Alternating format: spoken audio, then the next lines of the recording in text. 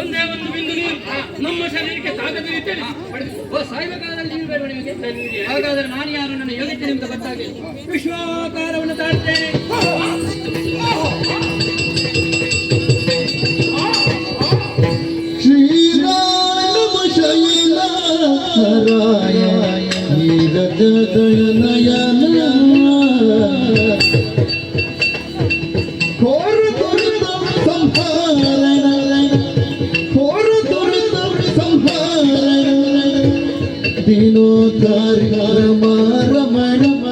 ನಾರಾಯಣ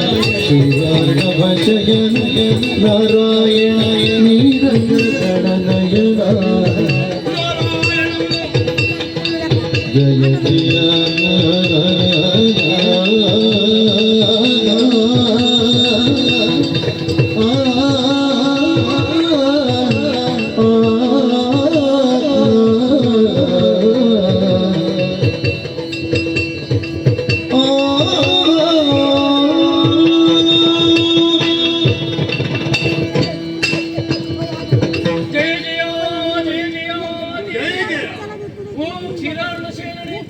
ನಾರಾಯಣನೇ, ನೀರಜ ದಳನಯನನೇ, ಘೋರ ದುರಿತವನ್ನು ಪರಿಹರಿಸುವವನೇ.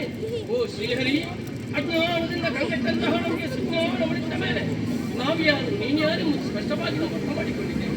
ನಮ್ಮ ಜನ್ಮಕ್ಕೆ ಕಾಣಿಕೊಂಡು ನೀನೇ ಅನ್ನೋದು ಸ್ಪಷ್ಟವಾಯಿತು. ನಿನ್ನ ಮಕ್ಕಳು ಅಂತ ಗೊತ್ತಾದ ಮೇಲೆ ಉಳಿಯುವಂತ ಆಶೆ ಇಲ್ಲ. ಅಳಿಸುವುದಕ್ಕೂ ಸರ್ವ ಸಮರ್ಥನೂ ನೀನಾಗಿದೆ. ಮಾಡಿದ್ದು ನಮ್ಮ ತಪ್ಪನ್ನು ಮನ್ನಿಸಿ ಉತ್ತರಿಸು ತಂದೆ, ಉತ್ತರಿಸು. ಓಂ ಮೃತ್ಯುಂಜಯ ಮಿತ್ರನೇ, ನಿತ್ಯ ಸನ್ನತಿ ಪಾತ್ರನೇ, ದೇವರೇ, ಮಾಡಬಾರದನ್ನು ನಾವು ಮಾಡಲಿಕ್ಕೆ ಹೊರಟೆವು. ಆದುದರಿಂದ ನಮ್ಮ ಬಾಳಿಗೆ ಆಗಬಾರದು ಆಗಿ ಹೋಯಿತು. ಅಜ್ಞಾನದ ಅಂಧಕಾರದಲ್ಲಿ ಮುಳುಗಿದಂತ ನಮಗೆ ಸುಜ್ಞಾನದ ದಿವ್ಯ ಜೀವಿಗೆಯನ್ನು ನೀಡಿದಂತಹ ವಿಪುನಿ ಎಂಬುದಾಗಿ ನಾವು ಅರ್ಥವಿಸಿಕೊಂಡೆವು. ನೀನೇ ನಮ್ಮ ತಂದೆ ಜಗದಾದಿ ದೈವ ನೀನೆಂಬುದಾಗಿ ತಿಳಿದ ತದನಂತರ ಒಟ್ಟ ಮಾತಿಗೆ ತಪ್ಪವರು ನಾವಲ್ಲ. ನಮ್ಮಿ ತಲೆ ಕತ್ತರಿಸಿ ಮೋಕ್ಷ ಪದವಿ ಅನುಗ್ರಹಿಸಿದಂತೆ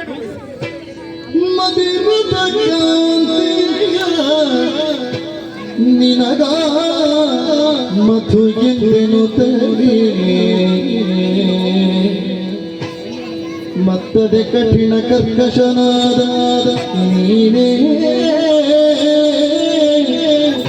ಕೈತಪ್ಪನೆನುತ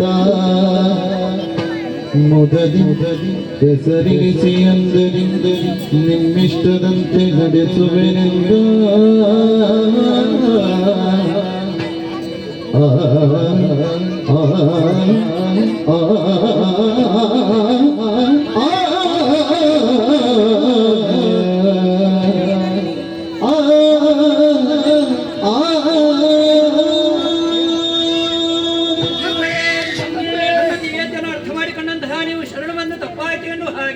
ಕಣ್ಣೀರನ್ನೇ ಸುರಿಸುವುದಕ್ಕೆ ಮುಂದಾಗಿದ್ದೀರಲ್ಲ. ತಿಳಿಯದೆ ಮಾಡಿದ ಅಪರಾಧ ಪ್ರಮಾದವೇ ಸರಿ. ಮುಕ್ತ ಮನಸ್ಸಿನಿಂದಲೇ ನಿಮ್ಮಿಬ್ಬರನ್ನು ನಾನು ಕ್ಷಮಿಸಿದ್ದೀನಿ. ಹಾಗೆಂದು ಅನ್ಯರು ಎನ್ನುವ ಹಾಗೆ ಭಾವಿಸಿಕೊಳ್ಬೇಡಿ.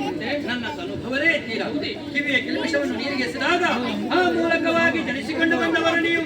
ಮುಂದೆ ನಿಮ್ಮನ್ನು ಕರೆಯುವುದಕ್ಕೆ ಬೇಕಾಗಿ ನಾನೇ ನಾಮಕರಣ ಮಾಡ್ತೇನೆ. ಮಧ್ಯೆಯ ಕಾಂತಿಯಿಂದ ಒಪ್ಪುವ ಕಾರಣ ನೀನೇ ಮತ್ತು ಕಠಿಣ ಕರ್ಕಶ ದೇಹವನ್ನು ಹೊಂದಿದ ಕಾರಣ ನೀನೇ ಕೈಟ. ಹೆಸರು ನಿನ್ನ ಹೆಸರು ಸ್ಥಾಯಿಯಾಗಿ ಉಳಿಯುವ ಹಾಗೆ ಮಧುವಾಗಿರುವ ನಿನ್ನನ್ನು ಕೊಂದು ಮಧುಸೂದನ ಆಗ್ತೇನೆ. ಕೈಟವನಾಗಿರುವಂತಹ ಇವರನ್ನು ವಚಿಸುವುದರ ಮೂಲಕ ಕೈಟಭಾಂತಕನಾಗ್ತೇನೆ. ಬೇಡಿಕೊಂಡ ಇಷ್ಟಾರ್ಥವನ್ನು ನೀಡೇನೆ.